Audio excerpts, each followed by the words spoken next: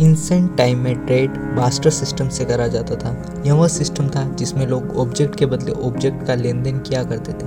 Pre historical human व्यापार करने के लिए जानवरों की खाल, अनाज और काम के बदले काम करा करते थे। जैसे जैसे समय बीतता चला गया, सिक्के और मुद्रा उभरने लगी। कुछ समाज करेंसी के रूप में सीपियों और मोतियों का इस्तेमाल किया करते थे। मेसोपोटामिया और मिस्र के लोग व्यापार करने के लिए सोने की छड़ों का इस्तेमाल करते थे।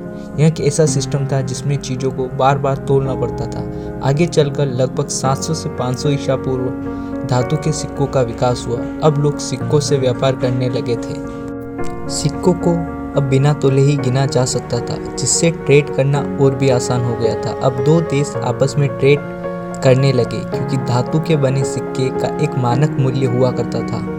हालांकि इंसेंट टाइम से ट्रेड करने के तरीके में ज़्यादा कोई फंडामेंटल बदलाव नहीं हुआ था। पिछली सदी से अब लेन देन के तरीके बदल गए थे। समय और बीतता चला गया और सिक्कों के साथ नोटों से भी व्यापार होने लगा।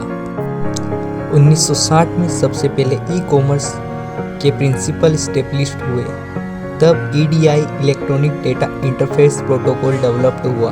अब डिजिटली एक कंप्यूटर से दूसरे कंप्यूटर पर डाटा ट्रांसफ़र करना पॉसिबल हो गया था।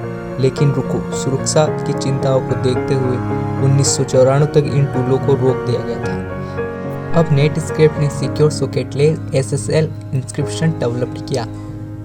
क्रेडिट कार्ड जो ऑनलाइन संसाधित करने की पहली थर्ड पार्टी सेवा है, उस समय उभरी। आगे चलकर किसी अनजान शख्स ने पहली क्रिप्टो करेंसी बिटकॉइन की खोज की, जिसे पहली बार 2009 में ओपन सोर्स सॉफ्टवेयर के रूप में पब्लिश करा। क्रिप्टो करेंसी कंप्यूटर नेटवर्क के साथ काम करती थी, जिसे किसी देश की सरकार या बैंक से नियंत्रित नहीं किया जा सकता है। आज के दौर में बहुत सारी क्रिप्टो करेंसी मार्केट में अवेलेबल है। संभावना है कि आने वाले कुछ सालों में सिक्कों और नोटों की जगह या देश की सरकारों द्वारा चलाई गई करेंसी की जगह क्रिप्टो करेंसी ले लेगी। यह था इंसानों द्वारा किया जाने वाला ट्रेड सिस्टम का इतिहास।